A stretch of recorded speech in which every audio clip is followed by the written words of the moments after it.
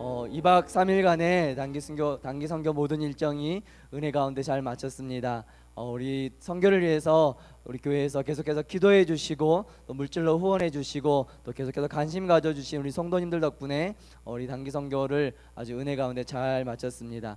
오늘 이 시간 우리 단기 선교팀 또 하나님께 받았던 은혜들을 이 시간 잠깐 찬양으로 함께 하나님께 영광 돌리는 그런 시간 되길 원합니다. 우리 단기 선교팀 앞으로 나와 주시기 바랍니다. 우리 김영진 장로님과 또 김희동 장로님도 함께 나와 주셨으면 감사하겠습니다. 우리 앞으로 다 나오세요.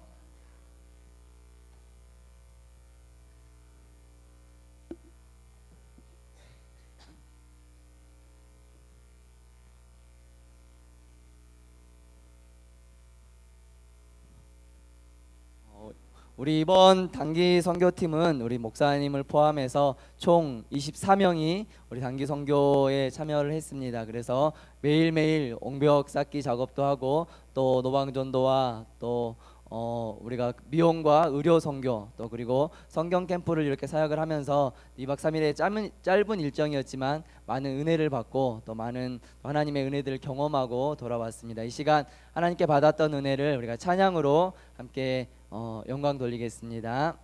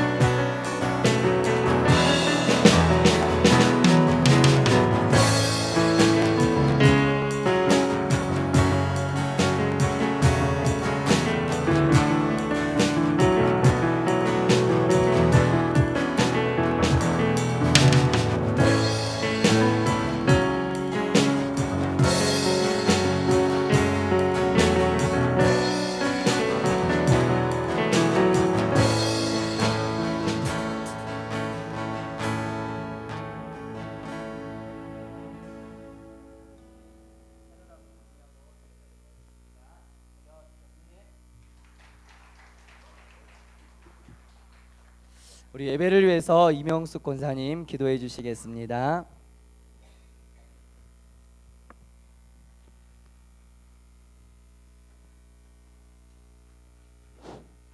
알파와 오메가 되시며 어제와 오늘도 동일하신 고맙고 감사하신 우리 아버지 하나님, 이 시간에도 하나님 앞에 감사와 영광을 돌려옵나이다.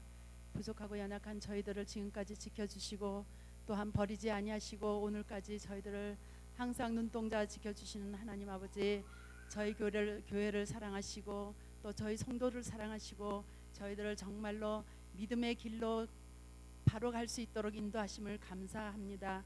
아버지 하나님, 특별히 저희 멕시코 한인교회를 사랑하여 주시고 또한 하나님 지켜주실 때 우리가 정말로 하나님 믿음으로 잘 양육되어서 참으로 하나님 말씀 가운데 살아갈 수 있도록 하나님 도와주시옵시기를 간절히 바라고 기도합나이다. 아버지 하나님, 저희 인간 생각으로는 저희가 어떻게 할 수가 없지만은 그래도 하나님께서는 참으로 연약한 자를 들어 강하게 하시며 참으로 하나님 부끄럽지만 저희들을 늘 눈동자같이 지켜주심으로 말미암아서 저희들이 정말로 굴복하지 않고 또 믿음으로 잘 걸어나갈 수 있도록 도와주심을 이 시간 감사합니다. 아버지 하나님, 저희 교회가 참으로 이번에 선교를 무사히 마치게 하여 주심을 진심으로 감사드립나이다. 아버지 하나님, 정말 하나님 저희들이 땅끝까지 이르러 증인이 되리라고 하라는 하나님의 말씀대로 저 심령들이 하나님 정말 하나님 앞에 충성하고 잘했다 칭찬받을 수 있는 그런 백성들이 다 될 수 있도록 하나님 도와주시옵소서. 이 시간 아버지 하나님, 하나님 앞에 정말 바라옵고 원하는 것이 많지만 하나님은 저희들의 심령까지도 다 아시오매 모든 것 주님께 의지하고 감사하며 예수님 이름으로 기도드리옵나이다. 아멘. 이번 주 광고 말씀 드립니다. 단기 선교 우리 성도님들이 기도해 주시고 우리 선교팀들이 잘 준비했던 단기 선교를 오늘 2박 3일 잘 마치고 돌아왔습니다. 하나님께서 지켜주시고 인도해 주셔서 참 귀한 열매들이 이제부터 계속해서 주렁주렁 맺힐 줄로 믿습니다. 하나님이 예비하셨던 영혼들, 예수님 믿기로 작정했던 영혼들이 하나님 앞에 돌아오는 귀한 역사들이 분명히 있을 것입니다. 감사를 드리고요. 이제 지원해 주신 분들도 많고 또 협조해 주신 분 많은데 그분들은 다음 주 주일 광고에 해서 우리 감사의 표시를 하도록 하겠습니다.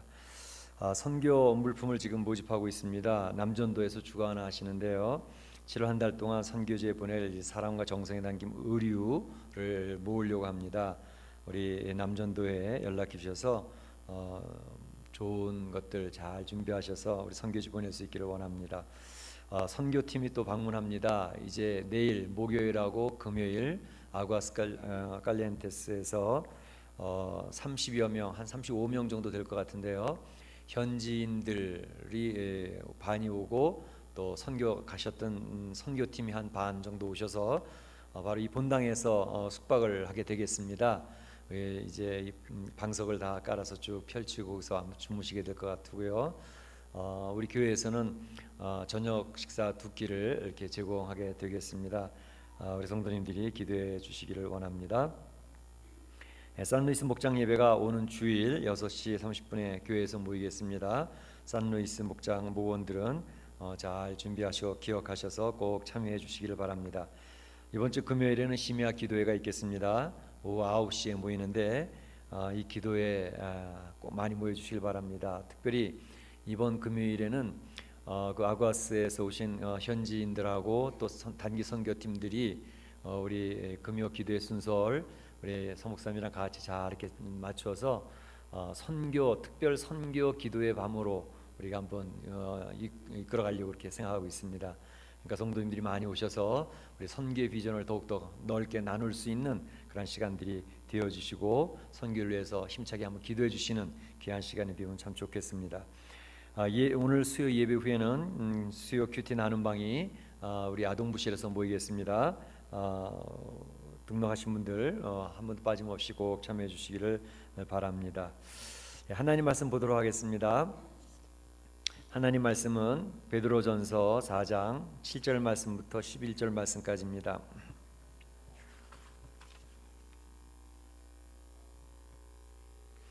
베드로전서 4장 7절에서 11절 말씀까지 제가 봉독해 올리겠습니다. 만물의 마지막이 가까워왔으니 그러므로 너희는 정신을 차리고 근신하여 기도하라. 무엇보다도 뜨겁게 서로 사랑할지니 사랑은 허다한 죄를 덮느니라. 서로 대접하기를 원망 없이 하고 각각 은사를 받은 대로 하나님의 여러 가지 은혜를 맡은 선한 청지기같이 서로 봉사하라. 만일 누가 말하려면 하나님의 말씀을 하는 것 같이 하고 누가 봉사하려면 하나님 공급하시는 힘으로 하는 것 같이 하라.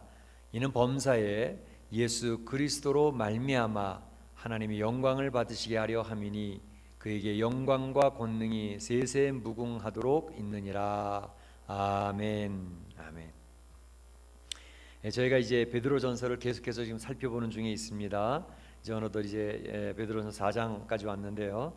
이 4장 7절 말씀을 보게 되면 만물의 마지막이 가까웠으니 그 얘기를 합니다. 만물의 마지막이 가까웠으니 말세가 됐다 이 말이죠. 마지막 때가 됐다 이런 얘기입니다. 이런 얘기를 들으시게 되면 여러분들은 어떤 생각이 드시나요? 만물이 마지막이 가까웠다. 이 세상의 종말이 가까웠다. 이런 얘기를 들으시면 어떤 분은 야 마지막이 가까웠구나. 종말이 됐구나 하면서 두려워하시는 분들도 계실 수도 있고요. 또 어떤 분들은 에이 목사님 뭐 하도 종말이라는 얘기를 하도 많이 들어서요 별로 이렇게 두렵지도 않고요. 그냥 뭐 시시때때로 종말이라는 얘기를 하도 많이 하니까는요 이제는 무덤덤해져 가지고요 별로 뭐 그냥 그저 그래요. 그렇게 얘기하시는 분들도 있을 것 같아요. 그 이유가 사실 이 종말의 문제로 인해서 참 여러 가지 일들이 많이 벌어졌었거든요. 우리 한국에서는 90년대 초에 다미선교회라고 하는 이장님 목사를 중심으로 해서 하여튼 큰 이슈가 됐던 적이 있었죠. 그래서 경찰들도 동원하고 12시에 이제 다 휴거된다고 모여서 박수치고 막 그렇게 하는 바람에 뭐 굉장한 일이 있었습니다. 근데 그건 좀 오래된 얘기고요. 최근에도 또 그런 일이 있었습니다. 여러분 혹시 들으셨는지 모르겠어요. 멕시코에서는 그런 뉴스가 제대로 전달이 됐는지 잘 모르겠는데 미국에서는 굉장했었습니다. 한 2년밖에 안 됐어요. 2011년도니까요. 2011년 5월 21일 해롤드 캠핑이라고 하는 바이블 티처가 있습니다. 이분은 패밀리 라디오라고 하는 그런 라디오 방송을 운영하는 분인데 전국적인 네트워킹을 하고 갖고 있어요. 그래서 미국 전역에 패밀리 라디오가 굉장히 유명하거든요. 보면 굉장히 보수적인 것 같고 뭐 거의 24시간 찬양 틀어주고 또 해롤드 캠핑이라는 이분은 또 성경을 늘 설명해주고 또 전화로 질문하는 사람이 있으면 그 전화를 듣고서 거기서 대답을 주고 설명해주고 하는 그런 일을 위해서 굉장히 유명한 분입니다. 그런데 이 해롤드 캠핑이라고 하는 분이 2011년 5월 21일에 자기가 성경을 계속 연구하고 연구한 끝에 결론 내린 것은 그날 예수님이 재림하신다는 거예요. 그래서요 그 광고를 우리 LA만 해도 큰 빌보드판 있지 않습니까? 그 광고 굉장히 비싸요.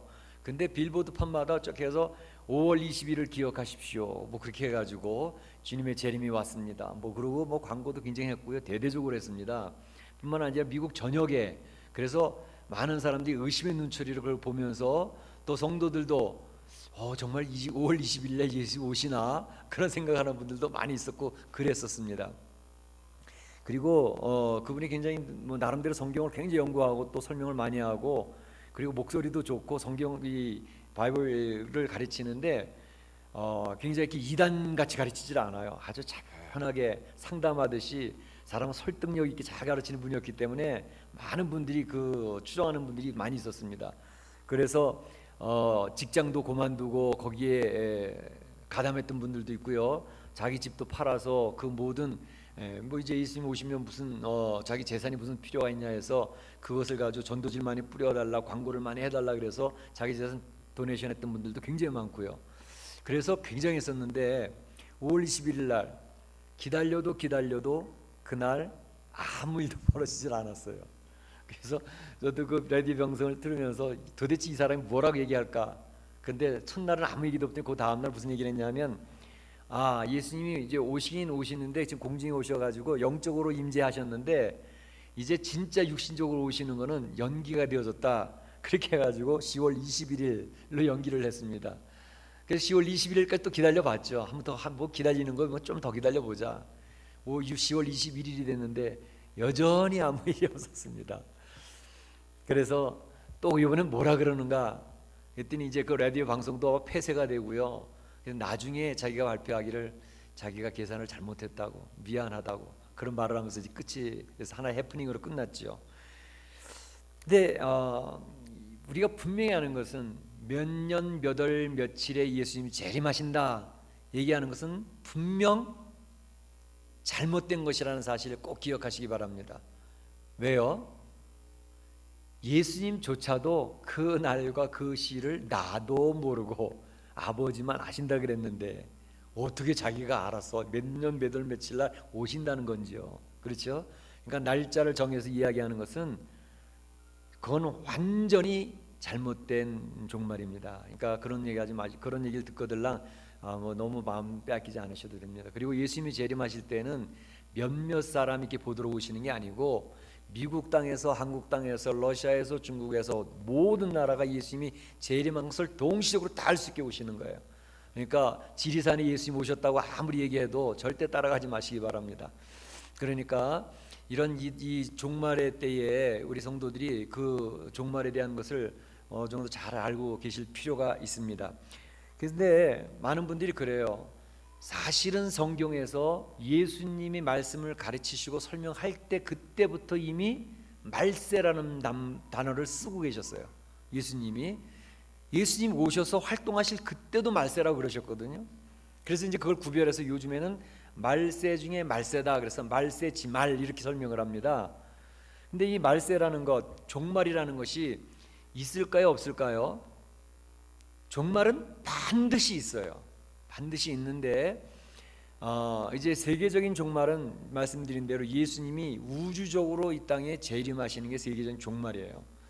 그리고 그것은 이제 온 우주의 모든 것이 끝이 나고 이 모든 역사가 끝이 나고 이제 이 세상이 새로워지는 신천지가 열리는 그러한 종말이 있는데 그 세계적 우주적인 종말 말고도 우리 개인적인 종말이 있습니다. 개인적인 종말은 언제일까요?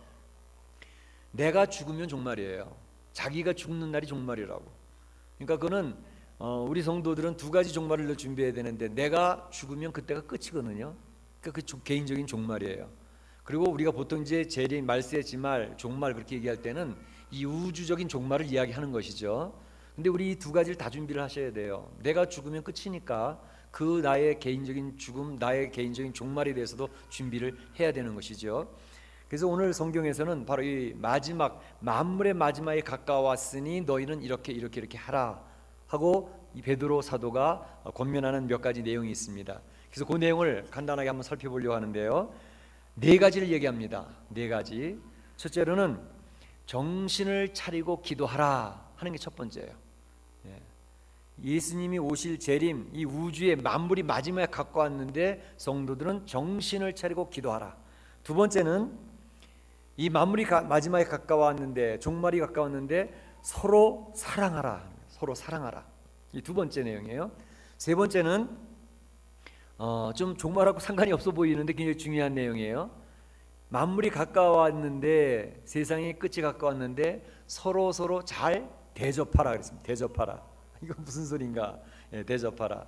그 다음에 네 번째로는 서로 봉사하라. 잘 봉사하는 삶을 살라. 이 네 가지를 이야기하고 있습니다. 네 가지. 그래서 그 네 가지 내용을 간단히 설명을 좀 드리고자 합니다. 먼저 정신을 차리고 기도하라 그랬는데요. 만물이 가까웠으니 정신을 차리고 기도하라. 정신을 잘 차려야 되죠. 지금 말씀드렸던 것처럼 종교적으로도요, 지금도 예수님 오셨다고 얘기하는, 구세주가 이미 재림했다고 얘기하는 그런 종교적인 현상들이 많이 있어요. 그러니까 종교적으로도 굉장히 정신을 차리기 힘든 그런 모습들이 많이 나타나고요.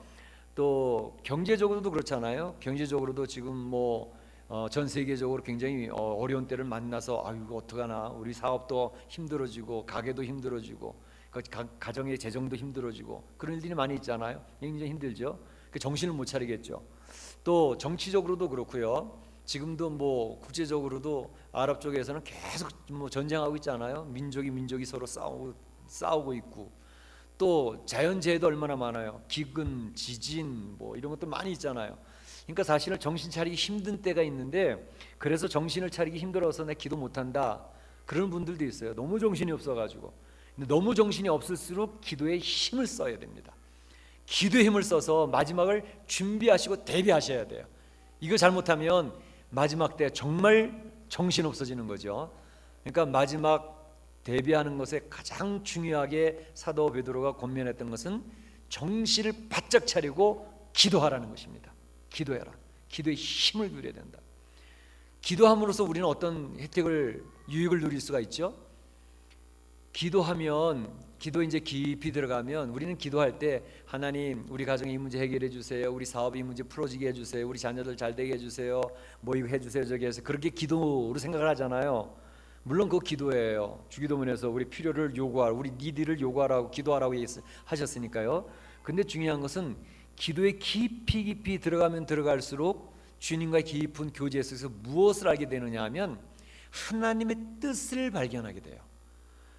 기도에서 가장 중요한 부분은 뭐냐면 기도에 깊이 들어가다 보면 나의 생활에 대한 문제, 그것도 중요하지만 그것보다 하나님이 나를 향해서 무엇을 원하시는지, 하나님 우리 가정을 향하여, 우리 사업을 향해서 무엇을 말씀하고 싶어 하시는지, 이 세상을 향해서 하나님 지금 이야기하시는 내용들이 무엇인지 기도를 깊이 하다 보면 그런 하나님의 뜻들이 이렇게 마음에서 닿기 시작을 한다고요. 물론 성경 말씀을 통해서, 돌아가는 뉴스를 통해서, 세상에 돌아가는 흐름을 통해서 하나님께서 우리에게 깨닫게 하신다고요. 성령님은 살아계신 분이기 때문에 우리의 각각 성도들이 적용을 해주시면서 알게 해주셔요.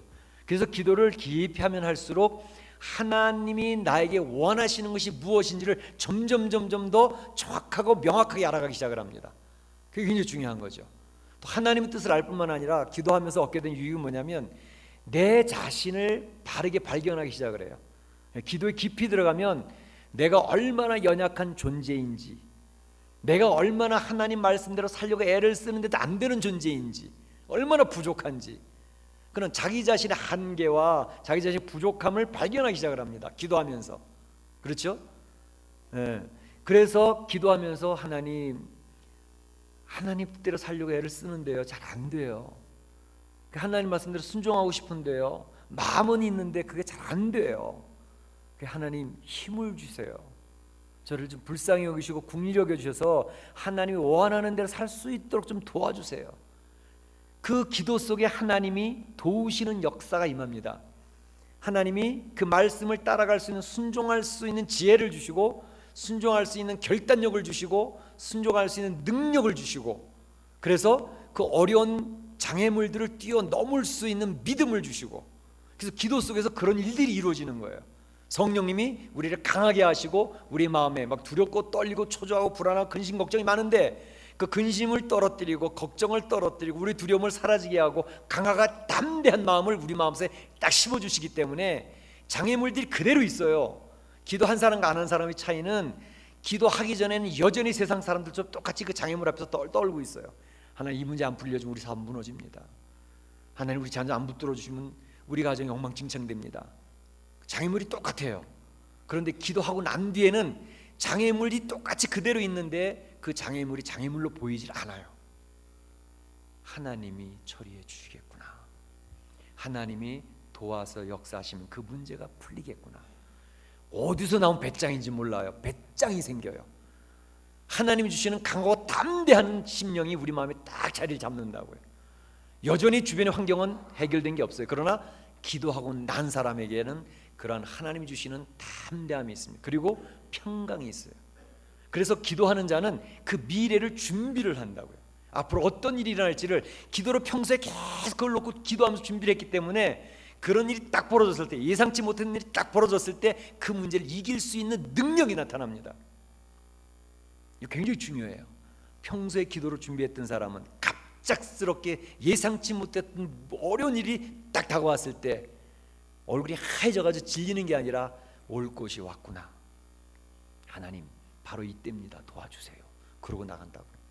요번에 지난 6일 날 샌프란시스코에 아시아나 비행기가 떨어졌어요. 그 원인에 대해서 지금도 열심히 조사하고 있는데 307명, 20명까지 합해가지고 떨어졌는데 2명이 죽었지요. 중국 학생 2명이 안타깝게 죽었어요. 그래도 그 큰 사고인데도 불구하고 희생자가 2명밖에 없었다. 물론 부상자들은 많이 있지만 그것을 바라보면서 샌프란시스코 소방국장이 아시아나 비행기 안에는 영웅들이 있었습니다, 그렇게 발표를 했어요. 영웅들이 있었다는 거예요. 그 영웅들이 누구냐? 힘센 남자들이 아니었어요. 여자 승무원들.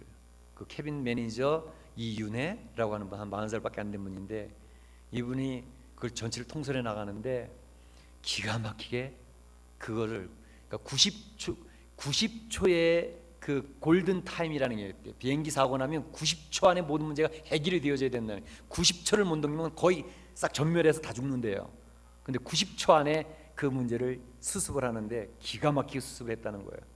근데 이윤의 케빈 매니저한테 그 인터뷰를 하니까 그 순간에 막 두려워 떨릴 수도 있는 순간인데, 그 시간에 딱 담대해지면서 그 모든 상황이 슬로우 비디오 흘러가는 것처럼 착착착착 흘러가는데, 거기서 자기가 무엇을 해야 되고 어떻게 해야 되는지가 저절로 착착착착착착 되어지더라는 거예요. 자기도 깜짝 놀랐다는 거죠.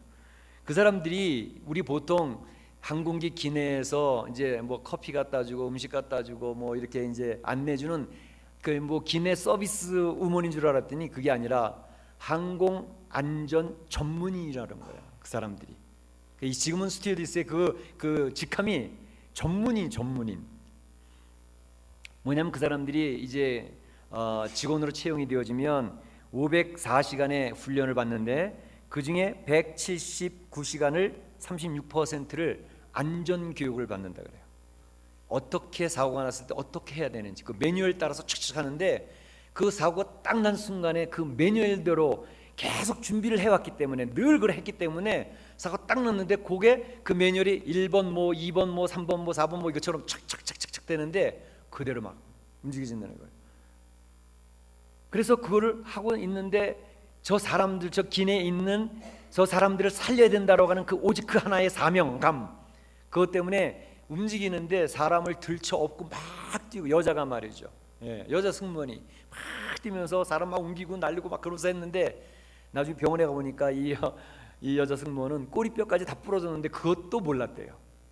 몸이 아픈지도 모르고 그 일을 다 해냈다는 거예요. 어디서 이런 놀라운 능력이 나왔냐? 보통 이제 아기 엄마들은요, 자기 아기가 트럭에 치일 것 같이 되어지면 가서 트럭을 밀어서 트럭을 정지시키는 놀라운 능력이 나타난다 그러죠. 그러한 능력처럼 이 놀라운 능력이 그 순간에 발휘됐는데, 여기서 얘기했던 내용은 뭐냐 하면, 평소에 그러한 준비가 철저하게 되어져 있었기 때문에 비상시에 그것을 대처할 수 있는 능력이 있었다는 것이죠. 바로 이런 철저한 준비, 우리 그리스도인들에게 철저한 준비는 뭐냐 하면 기도의 시간입니다. 기도의 시간에 철저하게 마지막 때에 대해서 준비하고 있는 사람들, 나의 종말에 대해서 준비를 철저히 하고 있는 사람들은 갑자기 나에게 죽음이 다가와도 두려워 떨지를 않아, 얼굴이 하얘지질 않는단 말이죠. 아, 이 시간이 나의 마지막 시간이 오는 거구나. 주님 앞에 도움을 구하며 담대하게 나가는 일이 생긴다는 것이죠. 그러니까 정신 차리고, 종말물이 가까웠을 때 정신을 차리고 기도로 준비하라는 것입니다. 그렇게 되시기를 축복합니다. 두 번째는 서로 사랑하라 그랬습니다. 마지막 때 나타나는 현상들이 여러 가지 있는데요, 그 중에 특징적인 뭐냐 하면, 디모데후서 3장에 보게 되면 마지막 때는 사람들이 자기를 사랑하되, 마지막 때 나타나는 현상은 자기를 사랑하는 현상이 나타납니다. 마태복음 24장에도 보게 되면 마지막 때에는 많은 사람들의 사랑이 식어질 것이라 그랬습니다. 그러니까 종말이 가까우고 주님이 재림 때가 가까우면요, 사람들이 아주 냉담해져요, 차가워져요, 사랑이 식어져요. 서로 돌보고 살펴주고 뭐 이런 것들이 잘 안 되는 거죠. 그래서 마지막 때가 가까울수록 사람들은 이웃을 사랑하고 더욱 열심으로 사랑하라, 이렇게 이야기를 하고 있거든요. 그런데 사실 이 사랑이라고 하는 단어는 항상 지난번에도 말씀드렸지만 인간 관계에서 나타나는 문제예요. 하나님을 사랑하고 또 이웃을 사랑하는 관계 속에서 나타나는 거거든요. 근데 사실은 이 마지막 때가 되면 사람들이 이 관계에서 굉장히 많이 힘들어하지요. 서로 사랑해야 될 관계인데 사랑이 안 이루어지고 서로 원수처럼 바뀌어지는 경우들, 특히 부부간의 원수가 많이 생깁니다. 부부간에 얼마나 죽고 못 사는 그런 사랑하는 관계였잖아요. 근데 가장 보기 싫은 사람이 내 남편, 가장 보기 싫은 사람이 내 아내가 될 경우가 많이 있어요. 그 사랑이 이 미움과 질투로 바뀌어져 버리는 그런 일들이 많이 있다는 것이죠. 그런데 그거는 부모와 자식 관계도 그런 경우들이 많아요. 다른 사람은 많이 사랑하고 돌보고 살펴주는데 때로는 부모님들이 자녀들에게 가장 큰 상처의 대상이에요. 또 부모들은 자녀들로 말미암아 큰 상처를 받는단 말이죠. 그런 일들이 많이 있다는 거죠. 그래서 우리는 사랑을, 이 관계 속에서 사랑을 많이 하는 그러한 것들을 종말에 더욱더 힘을 써야 되겠다 하는 것인데요, 사랑은 허다한 죄를 덮는다고 오늘 말씀에 얘기하고 있잖아요. 사랑을 하면 많은 죄악들을 덮어줍니다. 보통 이 덮어준다 할 때 상대방의 죄악을 덮어주지요. 사랑하면 상대방, 대개는 상처받는 게 저 사람이 왜 저렇게 하지? 그래서 상처를 받잖아요. 이건 내가 용서해주고 말지. 그래서 용서를 해주고 덮어버리잖아요. 그 사랑은 그 모든 그 참 서운하고 답답한 이런 것들 다 덮어버리는데, 근데 사실은 상대방의 허물을 덮어버리는 동시에 그것은 자기의 허물도 같이 덮어버려요. 사랑을 하면 양쪽을 다 덮어버린다고. 그래서 자기 안에 평강이 찾아오기 시작을 해요. 그러니까 다른 사람을 용서하고 사랑해주면 누가 가장 큰 베네핏을 누리느냐, 이익을 보느냐 하면 사랑하는 그 사람이, 용서하는 그 사람이 가장 큰 유익을 얻어요. 왜냐하면 용서를 못할 때는 내 마음이 굉장히 힘들고 괴로워요. 근데 용서를 딱 해버리고 나면 내 마음이 그렇게 편안할 수가 없어요. 하나님의 천국을 맛보기 시작을 해요. 그러니까 가장 큰 축복은 자기가 받는 거예요. 용서를 하고 사랑을 하면. 그리고 자기의 연약함이 덮어져 버리기 때문에. 사실은 우리 개인적으로는 나에게 참 못되게 하는 사람을 사랑한다는 게 굉장히 힘들어요. 거의 어쩌면 불가능에 가까워요.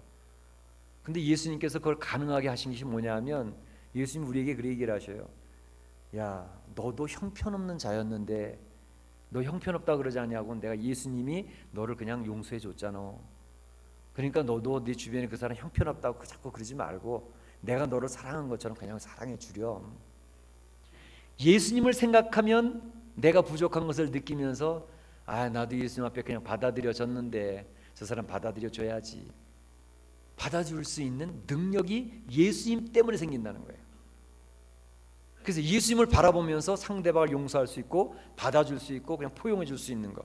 근데 그거에 대한 가장 큰 혜택은 바로 자기가 누린다니까요. 그래서 잠언서에서도 뭐냐면 무릇 지킬 만한 것보다 내 마음을 지키라 이렇게 얘기했다고. 내 마음을 지키는 게 가장 힘들거든요. 내 마음의 평강을 유지하는 게 가장 힘들다고. 그런데 생명이 이에서 남이니라 이렇게 결론을 짓고 있어요. 자기 마음을 잘 지킬 수 있는 사람, 하나님이 주시는 그 용서와 사랑 이런 것들을 가지고 내 마음 평강을 유지하는 그 사람이 천국을 누리고 있는 사람들이에요. 근데 그것은 무엇으로 가능하냐면 내게서는 그 상대방을 용서할 수 있는 힘이 절대 안 나옵니다. 어떻게 미움에 막 가득 찬데 어떻게 사랑을 해? 못하지요. 어떻게 용서를 해? 용서 못해요. 그런데 예수님이 나를 용서해 줬다는 사실을 깨달은 사람, 형편없는 나, 예수님 앞에 내 모습 알잖아요. 내가 얼마나 형편없는 존재인지 다 들켰잖아요, 예수님한테는. 근데 예수님은 다 아시면서도 괜찮대요. 내가 너를 사랑하기로 작정했으니까 넌 나의 사랑받을 대상이야. 그러고 괜찮다니까. 주님 앞에 너무 송구스러운 거예요. 죄송하고. 그러니까 그거 기억하고 너도 네 이웃을 그렇게 받아주라고 그 얘기하시는 거거든요. 그러니까 예수님의 사랑을 강력하게 느낀 사람일수록 다른 사람을 용서하기가 쉬워져요. 그렇게 되시기를 축복합니다. 마지막 때 서로 사랑하라는 거예요. 세 번째로는 서로 대접하라 그랬습니다. 대접하기를 원망 없이 하고 그랬어요. 대접을 원망 없이 하고. 이게 마지막이 가까웠는데 왜 대접하는 문제를 얘기할까? 대접하는 거하고 무슨 문제일까? 이 대접도 식사 대접이에요. 여러분 밥 좀 잘 세주고 좀 잘 먹여주고 좀 그렇게 하라는 내용이에요. 다른 사람 밥 잘 사주고 밥 잘 먹여주고 이거 굉장히 중요한 거구나. 사실은요 요한 3서에 그런 내용을 요한 선생님이 이야기를 합니다. 왜냐하면 이 성경적인 배경을 가지고 있는 내용인데요. 요한 3서에 보게 되면 사랑하는 자의 내 영혼이 잘된 같이 내가 범사가 잘되고 강건하길래 강건하라. 굉장히 유명한 성경절이 있는 장이잖아요. 근데 거기 뒷부분에 가게 되면 개인적인 얘기를 합니다. 그 교회를 향해서 디오드레베라고 하는 사람 이름까지 불러가면서 이야기를 합니다. 이 서신을 쓸 당시에는 전도자들이 우리 단기 선교팀처럼 여기저기 돌아다니면서 전도를 했어요. 예. 그러니까 나그네처럼 여기 가서 전도하고 저기 가서 전도하고 순회 방문자처럼 전도를 하는데, 그 전도자들이 다닐 때에 그리스도인들, 성도들은 그분들을 환영하면서 잘 먹여드리고 잘 대접하고 잘 주무시고 갈 수 있도록 그렇게 좀 잘하라 하는 것을 이야기하고 있는 거예요. 왜냐하면 그 전도자들을 잘 대접하고 그 사역자들을 잘 대접하는 것이 하나님의 나라를 세우는 것이기 때문에 그랬습니다. 하나님을 확장해 나가는 것이기 때문에 그랬어요. 근데 사도 요한 선생님이 이 디오드레베라고 하는 사람을 지적을 하면서 하는 말이 뭐냐면, 그 사람은 우리를 접대하지도 않았다는 거예요. 접대하지 않았다고 하는 구체적인 내용을 가지고 이야기를 해요. 지금 이제 새로 바뀐 성경에는 맞아들이지 않고 이렇게 돼 있지만, 옛날 성경에는 접대하지도 아니하고 그랬습니다. 그것뿐만 아니라 이 사람은 다른 사람이 누군가 대접하려고, 밥 좀 사드리려고, 저기 전도자가 오셨는데 그분 내가 식사 대접 좀 할게요 그랬더니, 와서 대접하지 마, 그냥 냅둬, 그냥 대접도 못하게 한다는 거예요.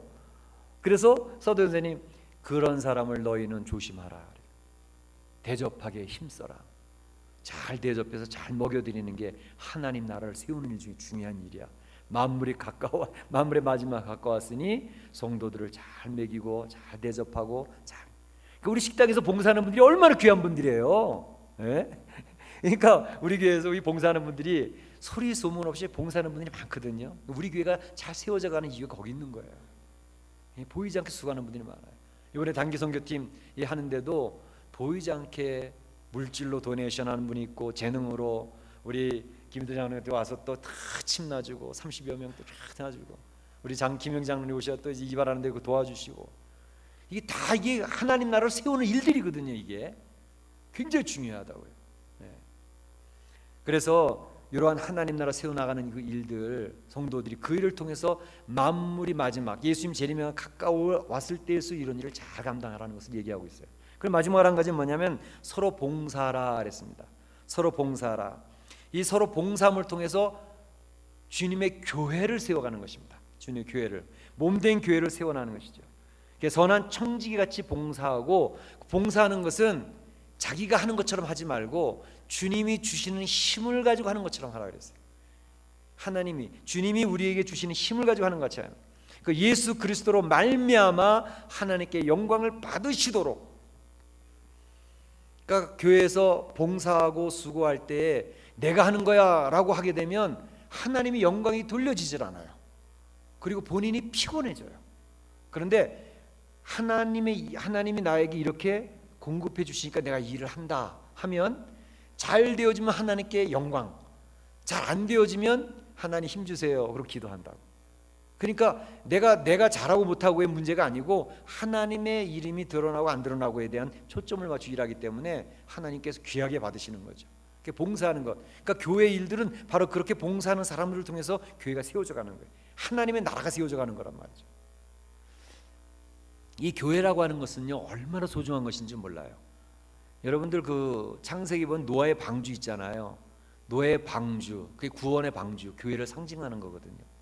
근데 구원의 방주를 지을 때 다 나무로, 이 잣나무로 나무를 다 만들어 놓고 안팎으로 칠한 게 있어요. 뭘 칠했죠? 역청. 그래요, 역청을 쫙, 마지막으로 역청을 다 안팎으로 칠해라. 아스팔트 하는 거 있잖아요. 그 콜타르 그런 걸 쫙 칠해. 물이 새어들지 않도록 탁 칠해. 근데 모세를 버릴 때 그 갈대 상자도 이 노아의 방주와 같은 거예요.